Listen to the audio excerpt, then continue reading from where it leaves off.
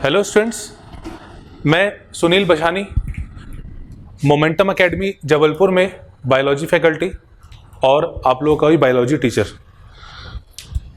आज हम सबसे पहले एक चैप्टर स्टार्ट करते हैं जिसमें नीट एग्ज़ाम में 2 क्वेश्चंस पूछे जाते हैं और अगर इस पूरी इकाई की, पूरी यूनिट की बात करें तो लगभग 5 क्वेश्चन इस पूरी इकाई से पूछे जाते हैं। सबसे पहले अपन स्टार्ट करते हैं थोड़ा बेसिक से, और मैं पहला चैप्टर जो स्टार्ट कर रहा हूं ये है कोशिका।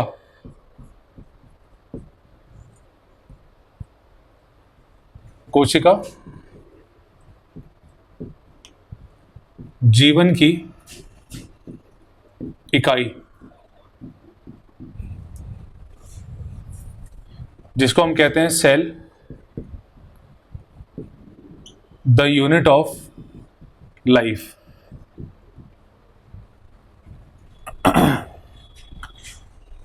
इसके बारे में हम काफ़ी पहले से पढ़ते आ रहे हैं और काफ़ी कुछ इसके बारे में जानते भी हैं। तो सबसे पहले मैं बिल्कुल छोटे से लेवल से स्टार्ट करता हूँ, बेसिक से स्टार्ट करता हूँ और धीरे धीरे अपन उसमें डीप में बढ़ते जाएंगे। सबसे पहले अपन देखें कि कोशिका होता क्या है, सेल क्या होता है। तो कोशिका की परिभाषा है, यह जीवन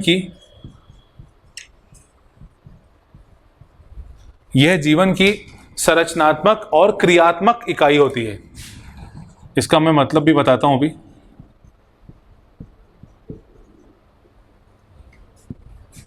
संरचनात्मक एवं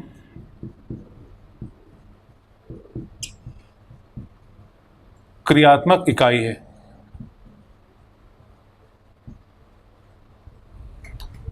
ठीक है, मतलब जीवन में, मतलब हमारे शरीर में, शरीर कह लें, जीवन कह लें, हमारी बॉडी में ये सारी क्रियाएं करने के लिए रिस्पॉन्सिबल होती है, जरूरी होती है। उसमें इसकी मुख्य भूमिका होती है। मतलब हमारे बॉडी का कोई भी अंग हो, शरीर का कोई भी अंग हो, वो बिना कोशिका के जीवित नहीं रह सकता। भाई कोशिका मिलती है तब ऊतक बनता है, ऊतक बनता है तब कोई तंत्र बनता है ना। तो ये सभी चीज़ों को बनाने वाली और सभी तरह की क्रियाएं करने वाली, ये कहलाती है जीवन की संरचनात्मक और क्रियात्मक इकाई। इसको कहते हैं अपन कोशिका। अब कोशिका का अध्ययन जो होता है, यानी स्टडी ऑफ सेल, कोशिका का अध्ययन ये कहलाता है साइटोलॉजी। ये आपको नाम ऐसे याद रखना पड़ेगा, साइटोलॉजी यानी कोशिका का अध्ययन। और फादर ऑफ साइटोलॉजी मतलब जिन्होंने कोशिका के अध्ययन में मुख्य भूमिका निभाई, ये थे रॉबर्ट हुक।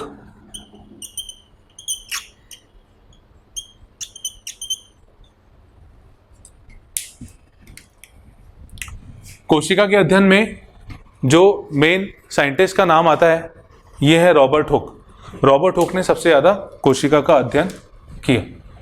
अब रॉबर्ट हुक ने किस तरह से कोशिका की खोज की, अध्ययन किया, ये मैं बताता हूँ।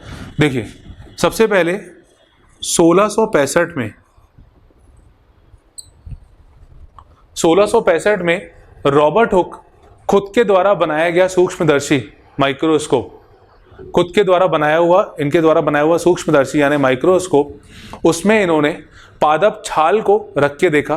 पादप की जो छाल होती है, जो बाहरी हिस्सा होता है, भाग होता है, जिसको अपन बार्क कहते हैं, इसको इन्होंने माइक्रोस्कोप में रख के देखा और इन्होंने देखा कि वो जो छाल है उसमें कुछ इस तरह का स्ट्रक्चर, इस तरह की संरचना दिख रही है।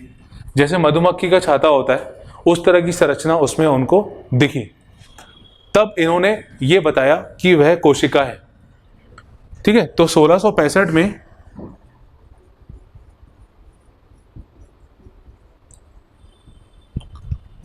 रॉबर्ट हुक ने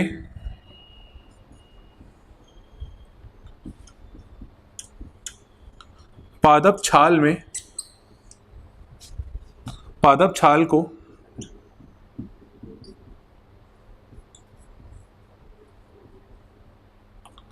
सूक्ष्मदर्शी से देखा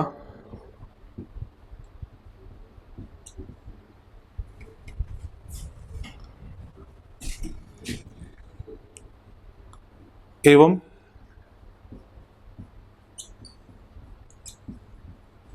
कोशिका के बारे में बताया।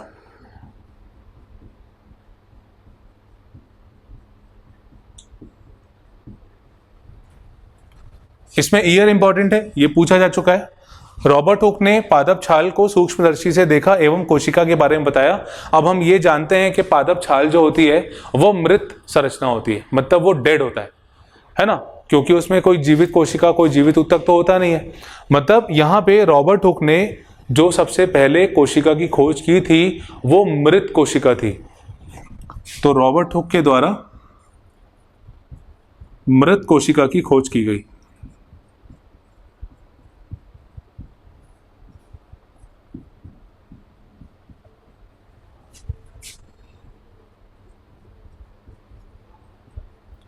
ये भी इंपॉर्टेंट है। सबसे पहले मृत कोशिका की खोज किसने की थी? आंसर रॉबर्ट हुक ने की थी। ठीक है, अब जो रॉबर्ट हुक ने अपना जो भी काम किया था, मतलब जिस तरह से इन्होंने कोशिका की खोज की, कौन सा भाग लिया, है ना, ये सारे का सारा काम इन्होंने अपनी एक पुस्तक में छापा और उस पुस्तक का नाम था माइक्रोग्राफिया।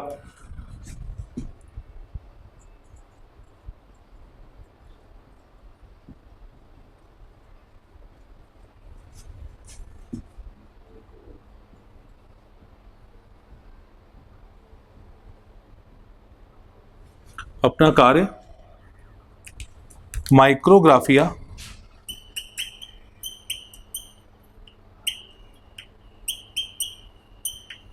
माइक्रोग्राफिया नामक पुस्तक में छापा।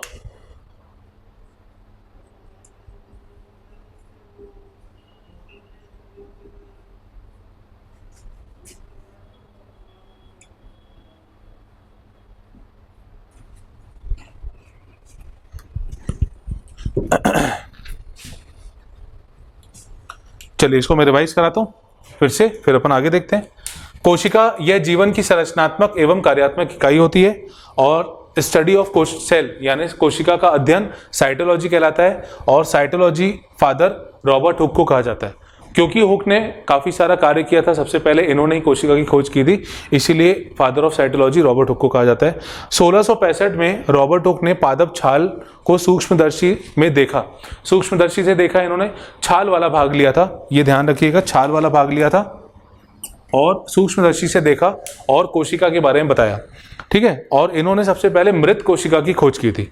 रॉबर्ट हुक ने जो भी अपना कार्य किया था, पूरा का पूरा कार्य इन्होंने खुद की लिखी पुस्तक में छापा। ये माइक्रोग्राफिया रॉबर्ट हुक की लिखी हुई पुस्तक है, इसमें इन्होंने अपना पूरा कार्य छापा और इसका नाम था माइक्रोग्राफिया। तो ये था रॉबर्ट हुक का कार्य। अब इसके बाद कुछ समय के बाद 1674 में एक वैज्ञानिक जिनका नाम है Antony von Leeuwenhoek,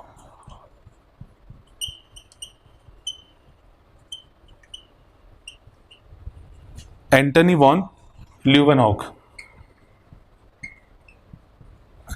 Antony von Leeuwenhoek ने सबसे पहले जीवित कोशिका की खोज की थी।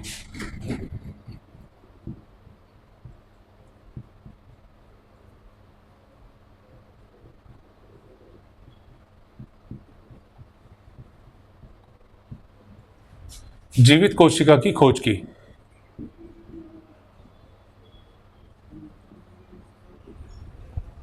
तो इसमें जो याद रखने वाला पॉइंट है, 1674 में एंटनी वॉन ल्यूवेनहॉक ने जीवित कोशिका की खोज की और ये जो कोशिका थी, ये जो जीवित कोशिका थी, ये जीवाणु कोशिका थी।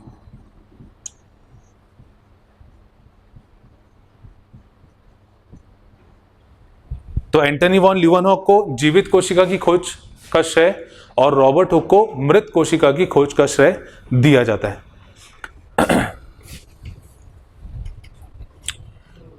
अब इसके बाद अपन देखते हैं कि कोशिका के बारे में और ज्यादा डिटेल में जो बताया गया, ये हम पढ़ेंगे कोशिका सिद्धांत के अंदर।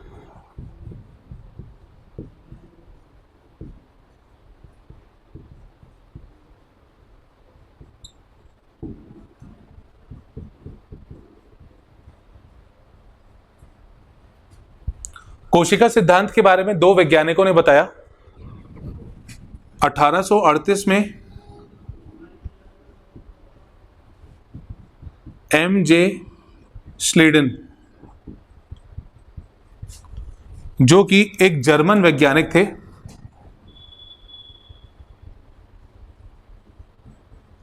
जर्मन बॉटनिस्ट थे, मतलब जर्मन वनस्पति वैज्ञानिक थे। और दूसरे 1839 में टी श्वान,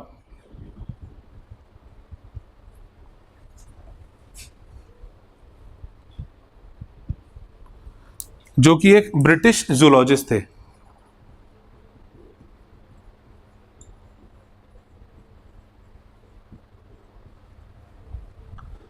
तो जर्मन बॉटनिस्ट एमजे श्लीडन और टी श्वान जो ब्रिटिश जूलॉजिस्ट थे, इन्होंने अलग अलग जगह पे रह के कोशिका सिद्धांत के बारे में बताया। और इसमें जो श्लीडन और श्वान का कथन था जो उन्होंने बताया, ये अब हम बात करते हैं। सबसे पहले इसमें श्लीडन ने बताया कि पादप जो होता है वो कई प्रकार की कोशिकाओं से और उन कोशिकाओं से मिलकर बनने वाले ऊतकों से बना होता है।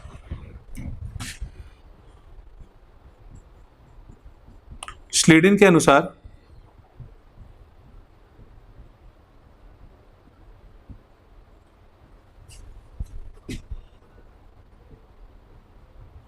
पादप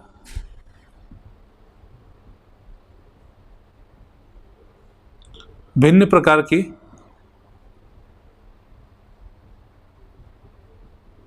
कोशिकाओं एवं इनसे बनने वाले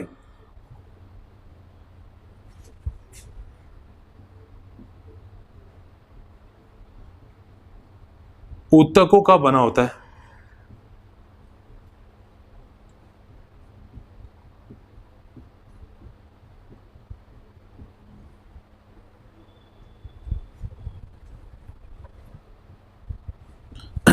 ठीक है, श्लीडन के अनुसार पादप जो होता है ये कई प्रकार की कोशिकाओं से और इनसे बनने वाले ऊतकों का बना होता है। और ये कोशिका और ऊतक जो होती हैं ये पादप में सारे कार्य करती हैं। अब श्वान ने कुछ पॉइंट्स और बताए। श्वान ने बताया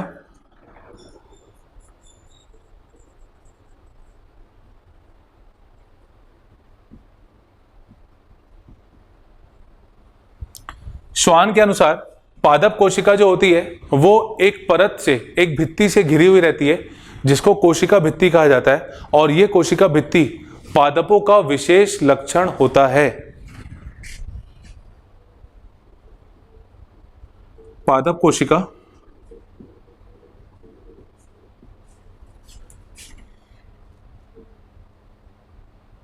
भित्ति से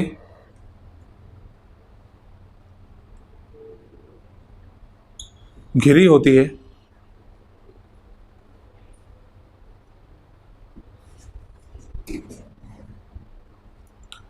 कोशिका भित्ति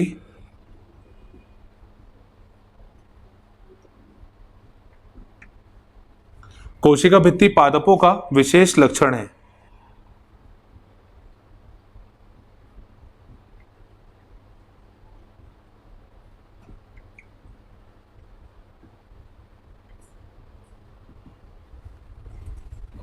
चलिए इसको रिवाइज करते हैं। सबसे पहले मैंने बताया था जो मृत कोशिका की खोज की थी रॉबर्ट हुक ने की थी। जीवित कोशिका की खोज एंटनी वॉन ल्यूवेनहॉक के द्वारा की गई। और इन्होंने जो जीवित कोशिका खोजी थी ये थी जीवाणु कोशिका। जीवाणु कोशिका खोजी थी इन्होंने। कोशिका सिद्धांत यानी सेल थ्योरी दो वैज्ञानिकों के द्वारा दी गई। 1838 में एमजे श्लीडन के द्वारा, जो कि एक जर्मन बॉटनिस्ट थे, जर्मन वनस्पति वैज्ञानिक थे। और दूसरा 1839 में टी श्वान के द्वारा, जो कि एक ब्रिटिश जंतु वैज्ञानिक थे। श्लीडन के अनुसार, जो कि वनस्पति वैज्ञानिक थे, इनके अनुसार पादप जो होता है वो कई प्रकार की कोशिकाओं से बना होता है और कोशिकाएं मिलकर ऊतक बनाती हैं जो पादप में पाया जाता है। श्वान के अनुसार पादप कोशिका भित्ति से घिरी होती है, इसे अपन कोशिका भित्ति कहते हैं। तो कोशिका भित्ति जो होती है ये पादपों का विशेष लक्षण है। ध्यान रखिएगा यहाँ पे श्वान है, श्वान मतलब जूलॉजिस्ट, जंतु वैज्ञानिक, पर इन्होंने पादप के बारे में बताया था, पादप भित्ति के बारे में बताया था, कोशिका भित्ति के बारे में बताया था। कोशिका सिद्धांत में श्वान ने और भी कुछ पॉइंट्स बताए थे।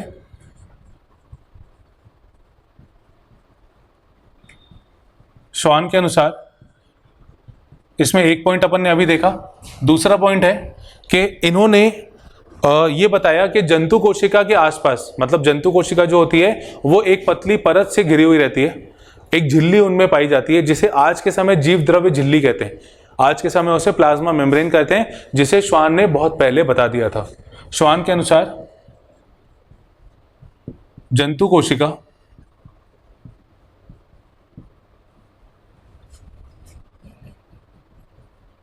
एक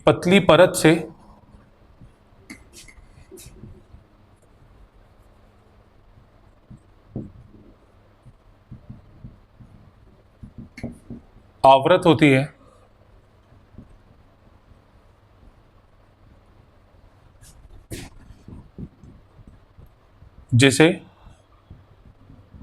आज जीव द्रव्य झिल्ली के नाम से जानते हैं।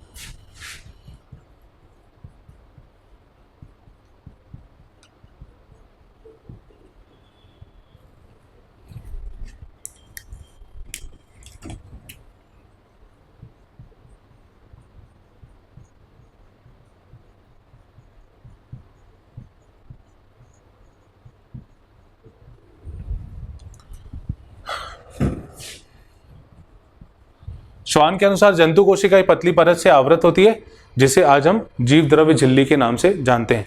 अच्छा, श्वान ने जो परिकल्पना दी थी, श्वान ने जो बताया था, ये परिकल्पना थी, मतलब ये उनका मानना था।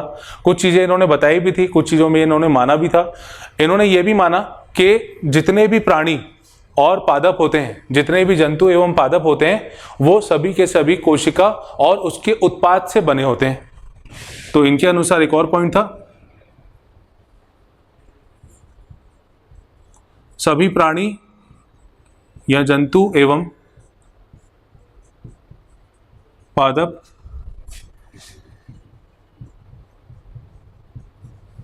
कोशिका एवं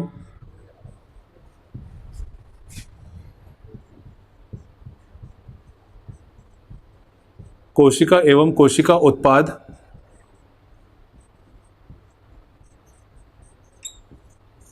के बने होते हैं।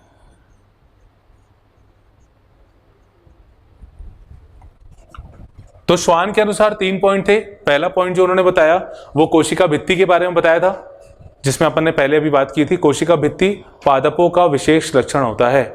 दूसरा, इन्होंने बताया कि जंतु कोशिका एक पतली परत से घिरी होती है, जिसे आज के समय हम जीव द्रव्य झिल्ली कहते हैं। और तीसरा बताया कि जितने भी जंतु होते हैं या पादप कोशिकाएं होती हैं, वो कोशिका और या तो उनके उत्पाद से मिलकर बनते हैं।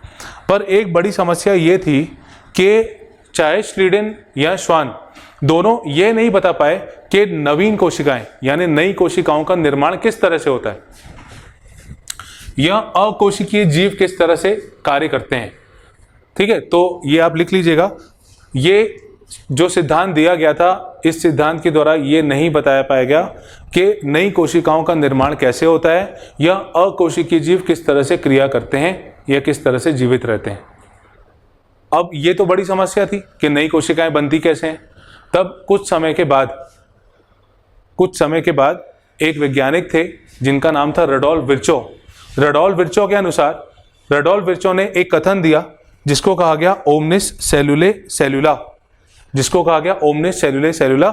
इसका मतलब जो नई कोशिकाएं होती हैं वो पुरानी कोशिकाओं के टूट कर बनने से, मतलब पुरानी कोशिकाओं में पूर्ववर्ती कोशिकाओं में विभाजन के द्वारा बनती हैं। 1855 में रडोल्फ विर्चो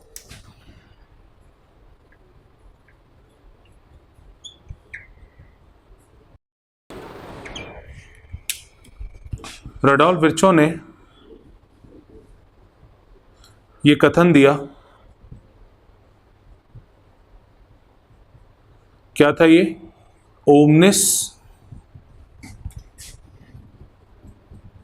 सेल्यूले सेल्यूला।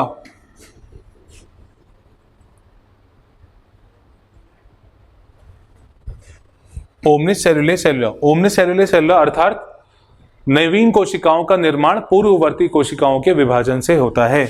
इसका मतलब नवीन कोशिकाओं का निर्माण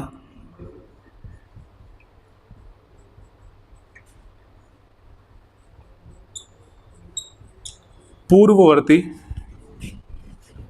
मतलब जो जनक कोशिका होती है,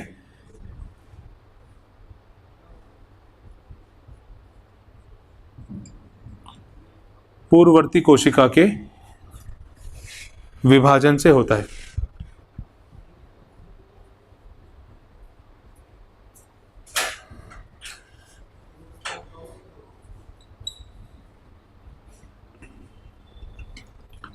ये भी क्वेश्चन पूछा जा चुका है कि ओमनिस सेलुले सेलुला किसने दिया था? आंसर रडोल्फ विर्चो ने। कब दिया था? 1855 में। ईयर भी इंपॉर्टेंट है और साइंटिस्ट का नाम भी इंपॉर्टेंट है और जो इन्होंने ये दिया था ये भी इंपॉर्टेंट है। इसका मतलब नई कोशिकाएं जो होती हैं वो पूर्ववर्ती कोशिकाओं के विभाजन से बनती हैं। अब कोशिका सिद्धांत के अगर हम अपन पॉइंट देखें तो कोशिका सिद्धांत के पॉइंट मतलब इन्होंने जो कथन दिया था, मतलब अब कोशिका सिद्धांत में जो रूपांतरण किया गया, मतलब जो बदलाव किया गया, उसके अनुसार अब 2 पॉइंट थे। तो कोशिका सिद्धांत जो बताता है, क्या बताता है?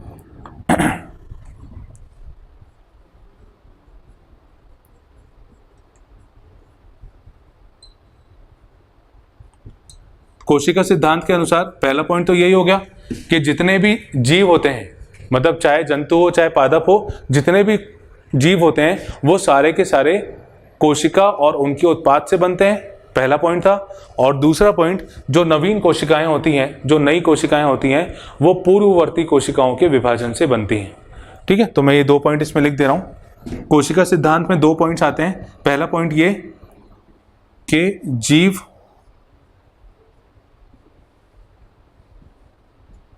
कोशिका एवं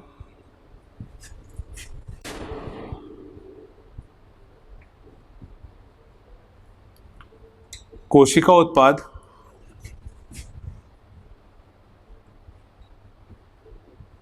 के बने होते हैं। पहला तो पॉइंट यही हो गया। और दूसरा पॉइंट,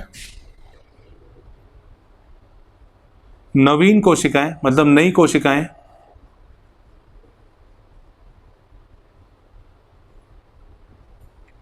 पूर्ववर्ती कोशिकाओं के विभाजन से बनती हैं।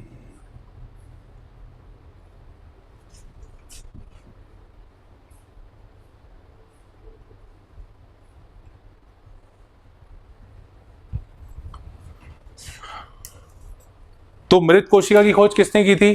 रॉबर्ट हुक ने। जब मैं क्वेश्चन अगर पूछता हूं तो 2 मिनट मुझे मेरे वीडियो को पॉज करके उसका आंसर बताने की कोशिश करना। मृत कोशिका की खोज किसने की थी? रॉबर्ट हुक ने। कब की थी? 1665 में। मृत जीवित कोशिका की खोज कब की थी? 1674 में। किसके द्वारा की गई? एंटनी वॉन ल्यूवेनहॉक के द्वारा। Father of cytology Robert Hooke. ठीक है, उसके बाद कोशिका सिद्धांत 2 वैज्ञानिक के अनुसार 1838 में स्वीडन, 1839 में श्वान। स्वीडन जर्मन बॉटनिस्ट थे, श्वान ब्रिटिश जूलॉजिस्ट थे। श्वान ने अलग कथन दिया, स्वीडन ने अलग कथन दिया, पर वो दोनों में से कोई भी नहीं बता पाया कि नई कोशिकाओं का निर्माण किस तरह से होता है। फिर उसके बाद 1855 में एक वैज्ञानिक रडोल्फ विर्चो ने एक कथन दिया, ओमनिस सेलुले सेलुला। ओमनिस सेलुले सेलुला का मतलब जो कोशिकाएं होती हैं, जो नई कोशिकाएं होती हैं, वो अपनी पुरानी कोशिकाओं से, जनक कोशिकाओं से, पूर्ववर्ती कोशिकाओं के विभाजन से बनती हैं। तो उसके बाद ये जो स्टेटमेंट दिया गया, उसके बाद अब कोशिका सिद्धांत में कौन कौन से 2 पॉइंट्स आ गए? पहला तो कोशिका के उत्पाद से बने होते हैं जितने भी जीव होते हैं, और दूसरा नई कोशिकाएं पुरानी कोशिकाओं के विभाजन से बनती हैं। चलिए अब आगे कुछ और अपन पॉइंट्स देखते हैं। देखिए, सबसे छोटी जीवित प्रोकैरियोटिक कोशिका होती है माइकोप्लाज्मा की।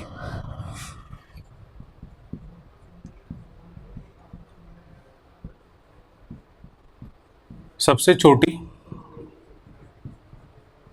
जीवित प्रोकैरियोट, प्रोकैरियोट मतलब प्राक केंद्र की,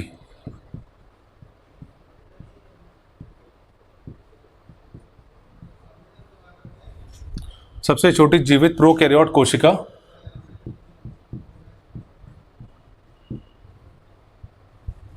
ये होती है माइकोप्लाज्मा की।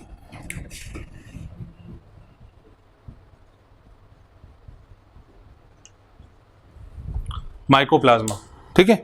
वैसे माइकोप्लाज्मा का जो साइज होता है ये लगभग होता है 0.3 माइक्रोमीटर, पर ये जो सबसे छोटी जीवित कोशिका है माइकोप्लाज्मा की, ये एक विशेष मतलब पॉइंट याद रखने का इंपॉर्टेंट है ये कि माइकोप्लाज्मा वैसे तो 0.3 माइक्रोमीटर का होता है, 0.3 माइक्रोमीटर साइज तक का होता है, पर ये माइकोप्लाज्मा 0.1 माइक्रोमीटर आकार का होता है।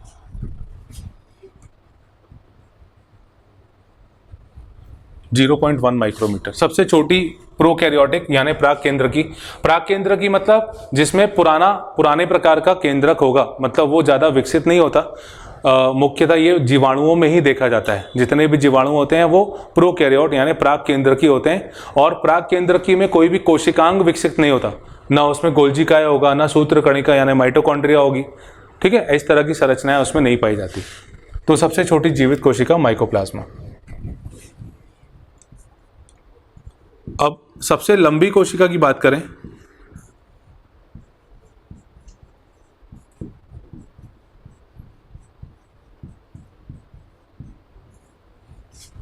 सबसे लंबी कोशिका जो होती है ये होती है तंत्रिका कोशिका,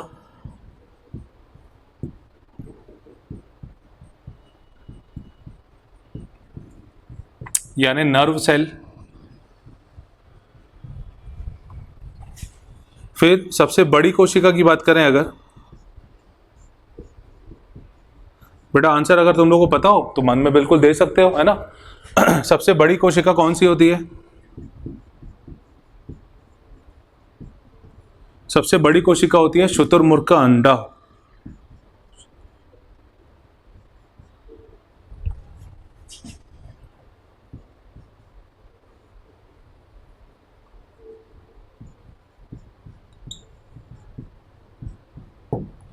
यानी एग ऑफ ऑस्ट्रिच।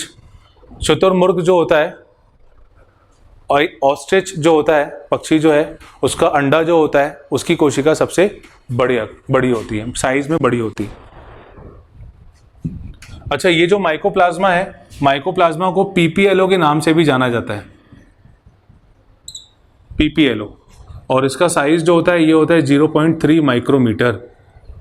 जो सबसे छोटी कोशिका है 0.1 माइक्रोमीटर, और सामान्यतः माइकोप्लाज्मा का जो आकार होता है, साइज होता है, वो होता है 0.3 माइक्रोमीटर।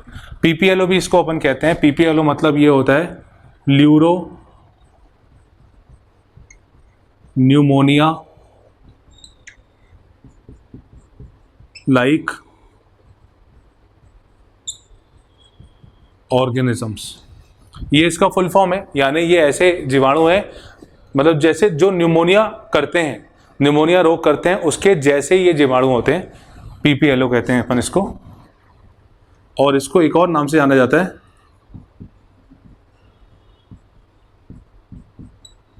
पादप जगत के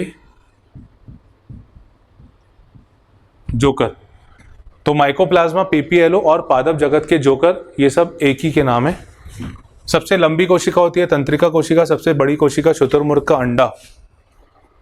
हमारे शरीर में जो सबसे छोटा कोशिकांग होता है ये होता है लाल रुधिर कोशिका, आरबीसी, जिसका साइज होता है लगभग 7 माइक्रोमीटर। सबसे छोटी होती है हमारी बॉडी में लाल रुधिर कोशिका यानी रेड ब्लड सेल, और उसका साइज होता है लगभग 7 माइक्रोमीटर।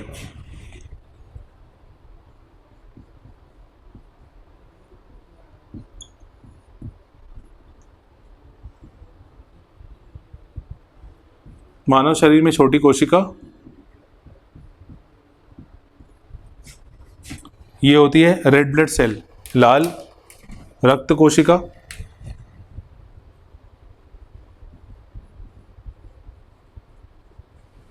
और इसका साइज जो होता है ये होता है 7 माइक्रोमीटर, 7 माइक्रोमीटर।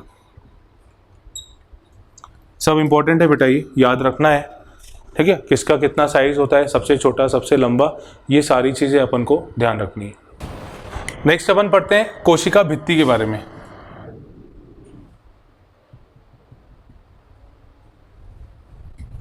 नेक्स्ट हम पढ़ेंगे कोशिका भित्ति।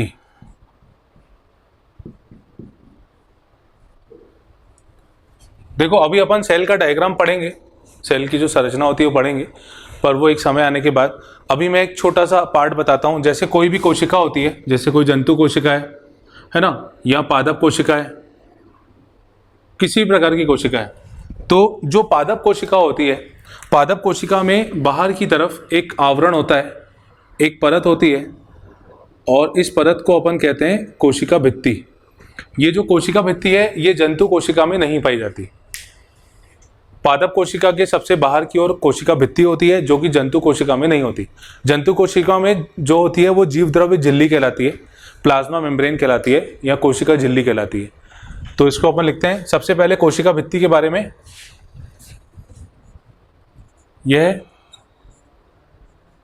मृत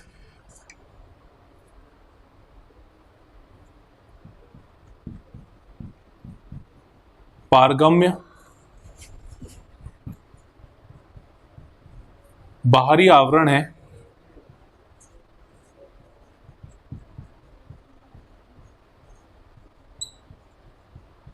जो कि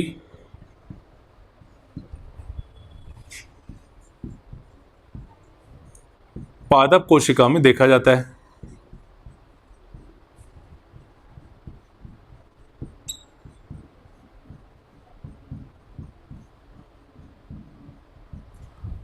अच्छा, केवल पादप कोशिका में नहीं होता ये जीवाणु कोशिका में भी होता है।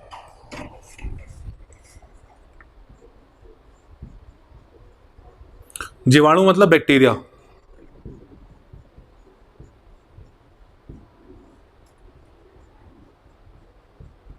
जीवाणु कोशिका में भी पाया जाता है, यानी कोशिका भित्ति जीवाणु कोशिका में और पादप कोशिका में होती है। इसकी खोज रॉबर्ट हुक के द्वारा की गई थी।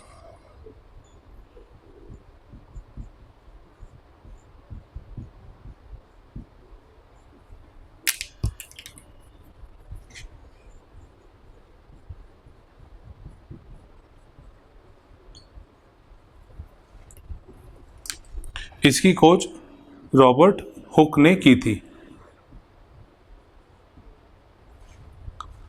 अगर पादप कोशिका की बात करें तो पादप कोशिका भित्ति जो होती है वो सेल्यूलोज की बनी होती है। कई बार हेमी सेल्यूलोज भी उसमें पाया जाता है, या कुछ दूसरे पदार्थ भी होते हैं।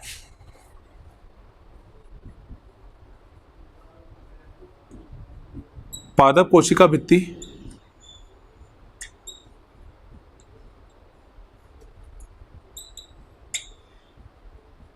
मुख्यतः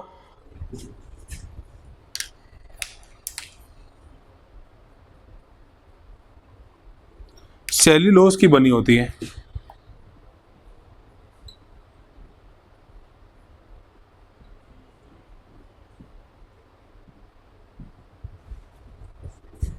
मुख्यतः बोल रहा हूं मैं, है ना। इसके अलावा और भी पदार्थ इसमें बिल्कुल हो सकते हैं।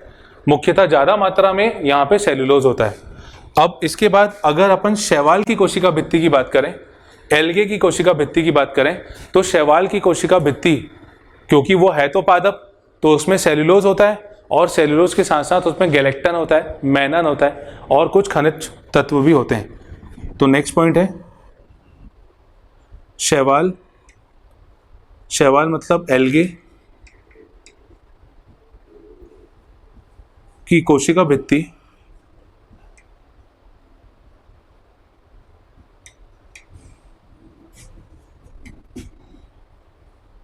में सेल्यूलोज, गैलेक्टन, गैलेक्टन भी एक कार्बोहाइड्रेट का प्रकार है। सेल्यूलोज, गैलेक्टन, मैनन एवं कुछ खनिज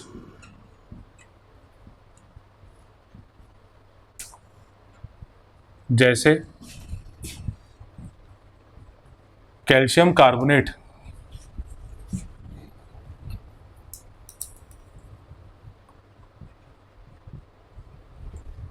पाया जाता है।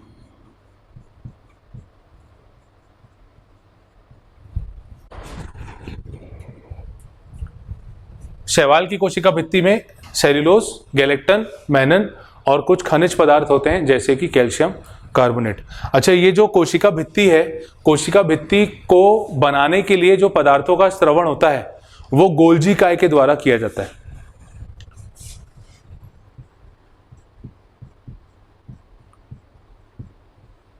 कोशिका भित्ति निर्माण हेतु या निर्माण के लिए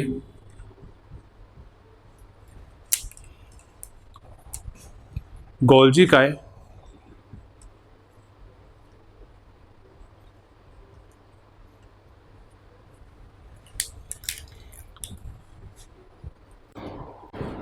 गोल्जी काय के द्वारा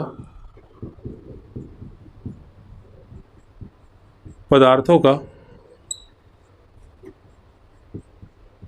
स्रवण किया जाता है।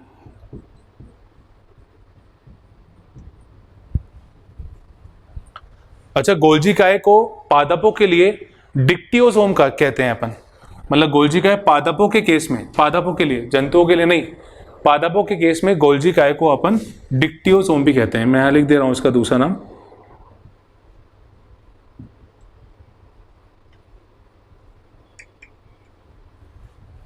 इन्हें डिक्टियोसोम नाम से भी जाना जाता है। चलिए इसको रिवाइज कर लेते हैं। कोशिका भित्ति मृत होती है, पारगम्य होती है। पारगम्य मतलब जो चीजों को आसानी से अंदर जाने देती है और बाहर भी जाने देती है, मतलब बाहर कोई चीज काम की होगी तो वो अंदर आ सकती है, अंदर कोई चीज काम की होगी तो वो बाहर जा सकती है। बाहरी आवरण है जो कि पादप कोशिका में पाया जाता है ना, जीवाणु कोशिका में भी ये होता है। और रॉबर्ट हुक ने इसकी खोज की थी। तो रॉबर्ट हुक ने मृत कोशिका की खोज 1665 में और कोशिका भित्ति की खोज का श्रेय भी इनको ही जाता है। तो पादप कोशिका भित्ति जो होती है वो मुख्यतः सेलुलोज की बनी होती है, और शैवाल की भित्ति, ये ध्यान रखिएगा, शैवाल की भित्ति जो होती है वो सेलुलोज, गैलेक्टन, मैनन और कैल्शियम कार्बोनेट खनिज पदार्थ की पाई से बनी होती है। कोशिका भित्ति का जो निर्माण होता है उसके लिए पदार्थ जो आते हैं वो गोल्जी काय से आते हैं, यानी गोल्जी बॉडी से आते हैं। और गोल्जी काय को पादपों के लिए हम डिक्टियोसोम्स नाम से जानते हैं। मतलब गोल्जी काय, अगर डिक्टियोसोम नाम लिखा है मतलब वो गोल्जी काय कहाँ का गोल्जी काय है, जो पादपों में पाया जाता है। तो ये हमने कोशिका भित्ति के बारे में पढ़ा। अब अपन देखते हैं कि जो दो कोशिकाएं होती हैं और उनका जो बाहरी आवरण होता है जिसको अपन कहते हैं कोशिका भित्ति, इन दो कोशिकाओं के बीच में जो संरचना पाई जाती है इसको हम कहते हैं मध्य पटलिका। तो अगला टॉपिक अपन पढ़ते हैं मध्य पटलिका, जिसको अपन मिडिल लैमेला कहते हैं।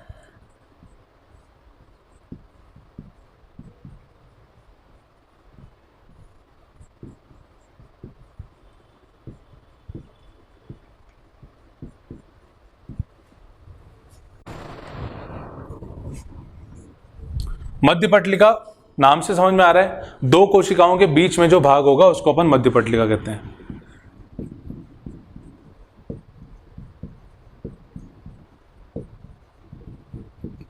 दो कोशिकाओं के मध्य पाया जाता है।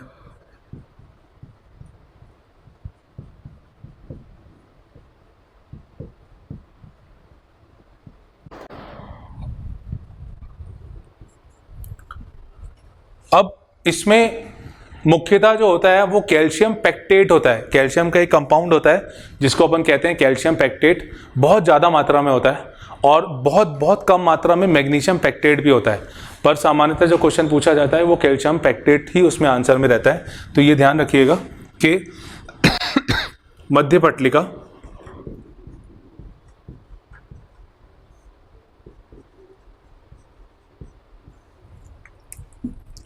कैल्शियम पैक्टेट की बनी होती है।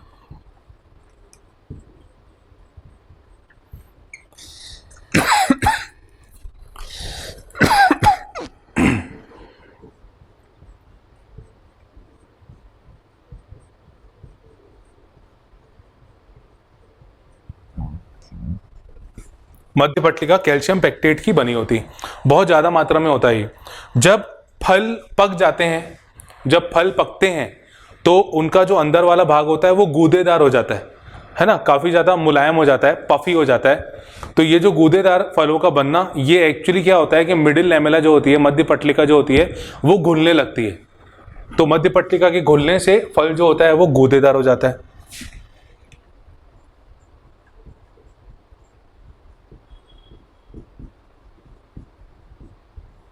मध्य पटलिका के घुलने से फल गूदेदार हो जाता है, या यूं कह सकते हैं कि फल मुलायम हो जाता है ना। अब अगर इसको अपन इसकी संरचना देखें कि कहाँ पे मध्य पटलिका होती है, या कई बार जो भित्ति होती है वो भी कई प्रकार से विभाजित होती है। प्राथमिक भित्ति होती है, द्वितीयक भित्ति होती है, ऐसी भी कुछ भित्तियाँ होती हैं। तो मैं एक डायग्राम के थ्रू इसको मैं समझाता हूँ। देखिए,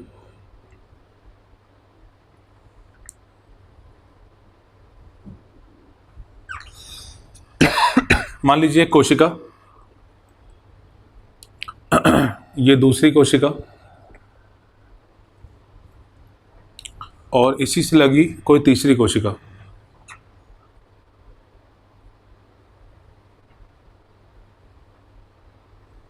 इस तरह से, ठीक है। तो अपन कोई भी दो कोशिका को लेके स्टडी करते हैं। यहां पे जैसे सबसे पहले मैं यहां पे एक परत बना रहा हूं जो दो कोशिकाओं के बीच में पाई जाती है। ऐसे यहां पे होगा कुछ इस तरह से। ये जो परत है जो दो कोशिकाओं के बीच में अपन ने बनाई है, ये है मध्य पटलिका। अब मध्य पटलिका के बाद, उसके बाद जस्ट जो लगी हुई होती है, ये थोड़ा मैं इसको मोटा कर दे रहा हूं, ये है प्राथमिक भित्ति। मतलब कोशिका भित्ति भी दो तीन प्रकार से विभाजित होती है। जैसे यहाँ पे एक अपन ने बनाया है प्राथमिक भित्ति, तो ये हो गई प्राथमिक भित्ति। यानी मध्य पटलिका के बाद जो संरचना हमको दिखती है वो होती है प्राथमिक भित्ति, कुछ इस तरह से।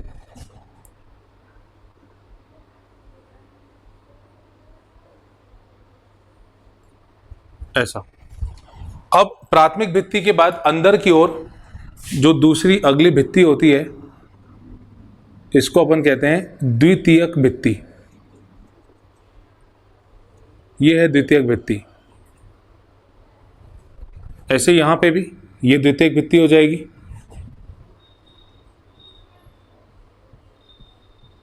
यहां पे भी द्वितीयक भित्ति हो जाएगी। मतलब देखिए, मैं सिर्फ एक भाग को लेकर समझा रहा हूं, एक पार्ट को लेकर समझा रहा हूं कि पहले मध्य पटलिका, फिर उसके बाद प्राथमिक भित्ति, फिर उसके बाद द्वितीयक भित्ति। ऐसे ही यहाँ पे भी होगा। यहाँ पे और कोई कोशिका होगी, फिर मध्य पटलिका बीच में होगी, फिर प्राथमिक भित्ति, फिर द्वितीयक भित्ति, इस तरह से चलेगा। ठीक है। तो मैं यहाँ पे इसको लेबल कर दे रहा हूँ। ये जो रेड पार्ट से, रेड पेन से अपन ने बनाया है, ये है मध्य पटलिका।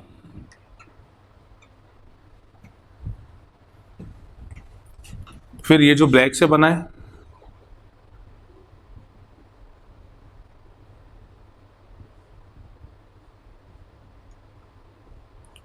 ये प्राथमिक भित्ति। ये जो बना है ब्लू से,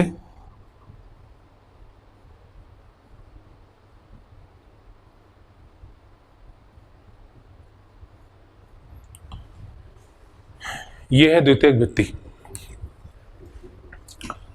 अब चाहे कोई भी भित्ति हो, चाहे प्राथमिक भित्ति हो या द्वितीयक भित्ति हो, इसमें एक चीज आपको ध्यान रखना कि हेमीसेल्यूलोज सारी तरह की भित्तियों में पाया जाता है, चाहे वो प्राथमिक भित्ति हो, चाहे वो द्वितीयक भित्ति हो, और कुछ पादपों में तृतीयक भित्ति भी बनती है। कुछ पादपों में तृतीयक भित्ति भी बनती है, तो उसमें भी हेमीसेल्यूलोज होता है। तो इस पॉइंट को आप लिख लीजिए, प्राथमिक भित्ति, द्वितीयक भित्ति एवं तृतीयक भित्ति में पाया जाने वाला सामान्य पदार्थ, मतलब एक जैसा पदार्थ, होता है हेमीसेल्यूलोज। ठीक है। तो मध्य पटलिका में कैल्शियम पेक्टेट अधिक मात्रा में होता है और ये इससे घिरा हुआ।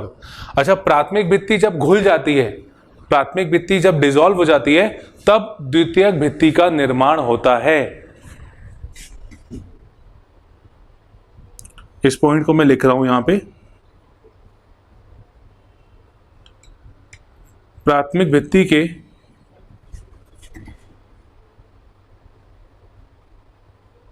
घुलने पर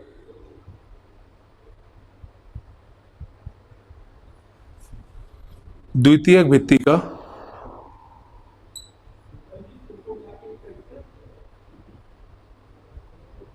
निर्माण होता है।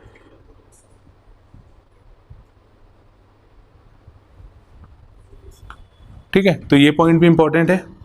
हेमीसेल्यूलोज जो होता है, हेमीसेल्यूलोज तीनों भित्तियों में, प्राथमिक में, द्वितीयक में, तृतीयक में, सब में हेमीसेल्यूलोज एक जैसा पाया जाता है। मतलब तीनों में एक कॉमन सब्सटेंस जो है, सब में एक समान सब्सटेंस जो पाया जा रहा है, पदार्थ पाया जा रहा है, वो है हेमीसेल्यूलोज। और प्राथमिक भित्ति के घुलने पर द्वितीयक भित्ति का निर्माण होता है। ठीक है, चलिए इसको रिवाइज कर लेते हैं जल्दी से। मध्य पटलिका दो कोशिकाओं के बीच में पाई जाती है। मध्य पटलिका कैल्शियम पेक्टेट की बनी होती है और इसमें घुलने के बाद फल जो होता है वो गूदेदार हो जाता है और इसमें कई प्रकार की भित्तियां होती हैं। अच्छा, एक पॉइंट और इसमें, यहाँ पे कोशिका जो होती है ये आपस में जुड़ी होती है कुछ छिद्रों के द्वारा। जैसे ये मैंने दो छिद्र बना दिए जो एक कोशिका को दूसरी कोशिका से जोड़ रहे हैं। ये जो छिद्र होते हैं इनको अपन कहते हैं जीव द्रव्य तंतु। इनको अपन कहते हैं, यहां पे मैं लिख रहा हूं इसके बारे में, ये कहलाता है जीव द्रव्य तंतु। इसको इंग्लिश में भी आपको नाम याद रखना है, इसको कहते हैं प्लाज्मोडेस्माटा।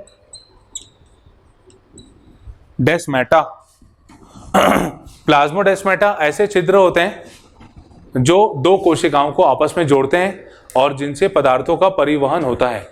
कोई भी पदार्थ अंदर से इस कोशिका से यहां तक जा सकता है ना, अगर वो झिल्ली उसको परमिशन दे देगी तो।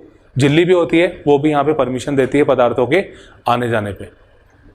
ये हो गया मध्य पटलिका के बारे में। तो ये मध्य पट्टिका के बारे में अपन ने पढ़ा। नेक्स्ट टॉपिक अपन पढ़ते हैं गर्त के बारे में। गर्त, इसको अपन कहते हैं पिट्स, छिद्र। छिद्र जो होते हैं ये कोशिका के ऊपर यानी बाहरी आवरण में होते हैं और इनसे चीजें अंदर आ सकती हैं या बाहर भी जा सकती हैं। छिद्र कोशिकाओं में दो प्रकार के होते हैं। एक होता है सरल छिद्र,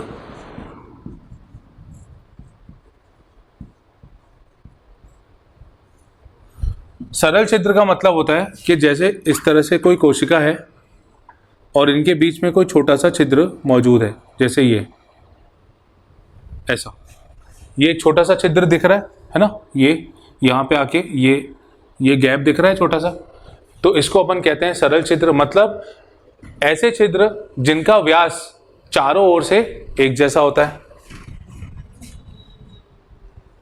मैं यहाँ पे लिख दे रहा हूं इसकी परिभाषा, छिद्र जिनका व्यास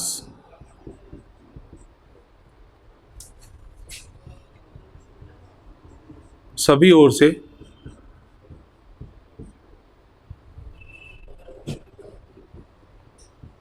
बराबर होता है।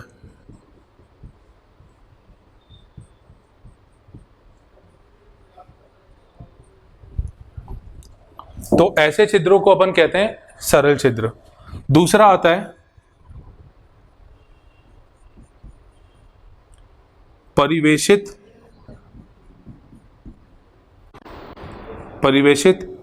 जिसको अपन कहते हैं कंपाउंड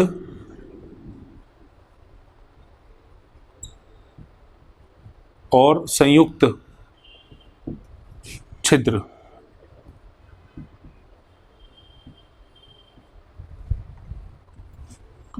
परिवेशित, कंपाउंड या संयुक्त छिद्र, इसमें क्या होता है, इसमें व्यास जो होता है वो बराबर नहीं होता।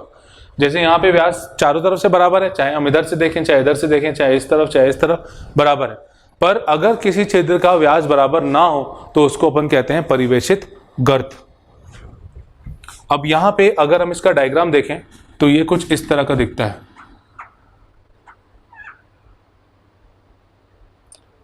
मतलब इसका जो एंडिंग पॉइंट है ये वाला, ये थोड़ा सा फूल जाता है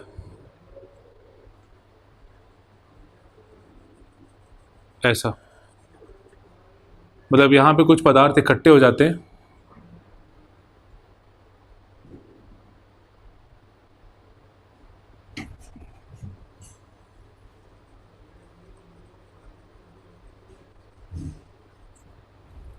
और इन छिद्रों के बीच में एक मटेरियल, एक पदार्थ इकट्ठा होता जाता है, ये होता है सुबरिन। ये अंदर जो है ये सुबरिन इकट्ठा हो जाता है। तो जब छिद्र का व्यास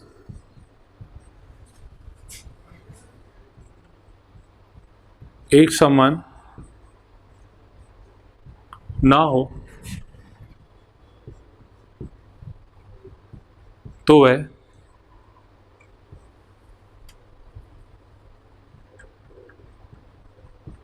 परिवेशित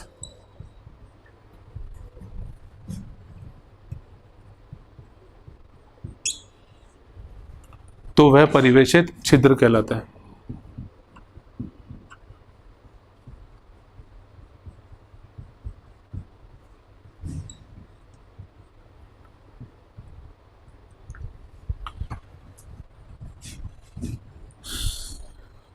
परिवेशित छिद्र में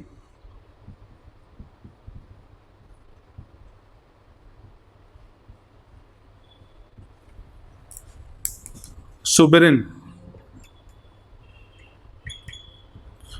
क्या है? सुबेरिन एक वसीय पदार्थ है।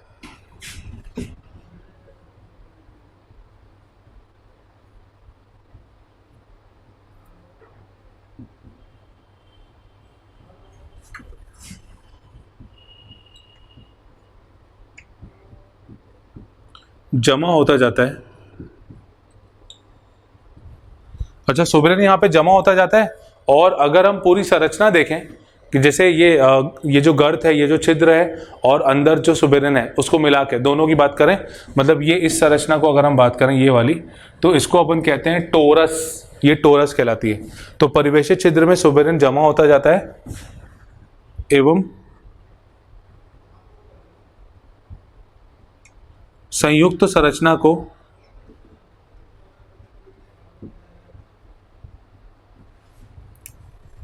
टोरस कहते हैं।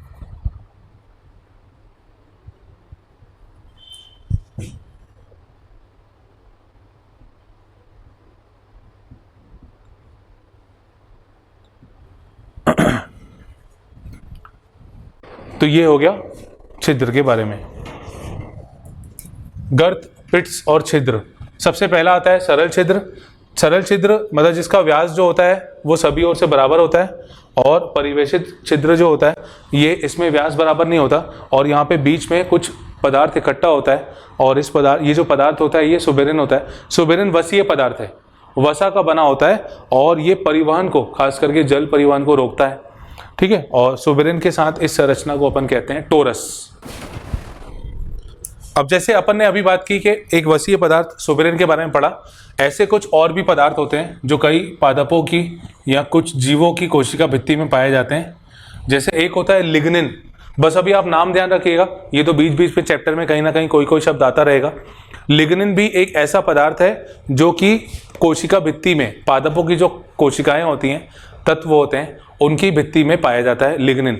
लिग्निन जो होता है ये परिवहन को रोक देता है, मतलब गैसीय परिवहन को भी रोक देगा, जल परिवहन को भी रोक देगा। तो जहां लिग्निन पाया जाएगा, जहां पे ये उपस्थित होगा, वहां ये मान के चलिएगा कि वो संरचना मृत होने की अवस्था में रहती है, मतलब खत्म हो जाती है। लिग्निन धीरे धीरे बढ़ता है और जहां पे लिग्निन पाया जाएगा वो कोशिका मृत हो जाती है। फिर एक होता है काइटिन। अच्छा, लिग्निन जो होता है ये पादप कोशिका में भी मिलता है।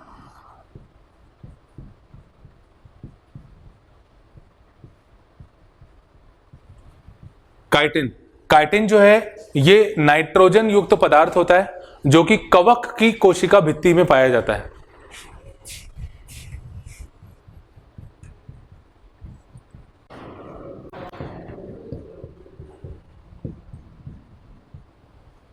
ये कवक की कोशिका भित्ति में होता है। इसमें नाइट्रोजन की मात्रा अधिक होती है, नाइट्रोजन ज्यादा मात्रा में होता है और कवक की भित्ति में ये पाया जाता है।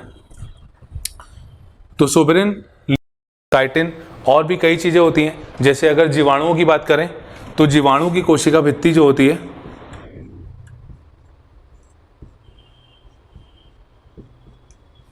जीवाणु भित्ति में जो पदार्थ पाया जाता है, ये हालांकि अपन अभी पढ़ेंगे 1-2 लेक्चर के बाद, जिसे पेप्टाइडोग्लाइकन या म्यूरिन कहते हैं। जीवाणु भित्ति में पेप्टाइडोग्लाइकन या म्यूरिन नामक तत्व रासायनिक पदार्थ पाया जाता है और ये 2 चीज़ों से मिलकर बनता है। इसमें एक होता है एन एसिटाइल ग्लूकोज एमीन और दूसरा होता है N acetyl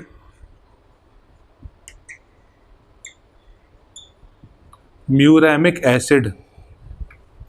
N acetyl glucosamine और एन एसिटाइल म्यूरामिक एसिड, इसको हम अपन शॉर्ट में कहते हैं NAG और ये शॉर्ट में कहलाता है NAM। तो ये जीवाणु कोशिका भित्ति में पाया जाने वाला रासायनिक पदार्थ है। अब अगर वैसे तो अभी मैंने थोड़ी देर पहले बताया था कि कोशिकाओं का आकार कितना होता है, जैसे माइकोप्लाज्मा का मैंने बताया 0.3 माइक्रोमीटर होता है। ऐसे ही माइकोप्लाज्मा में भी एक और छोटा माइकोप्लाज्मा लेडलवी जिसका होता है 0.1 माइक्रोमीटर, जो सबसे छोटी प्रोकैरियोटिक जीवित कोशिका है। इसके अलावा जैसे विषाणु काफ़ी छोटे होते हैं। विषाणुओं का जो कोशिका का आकार होता है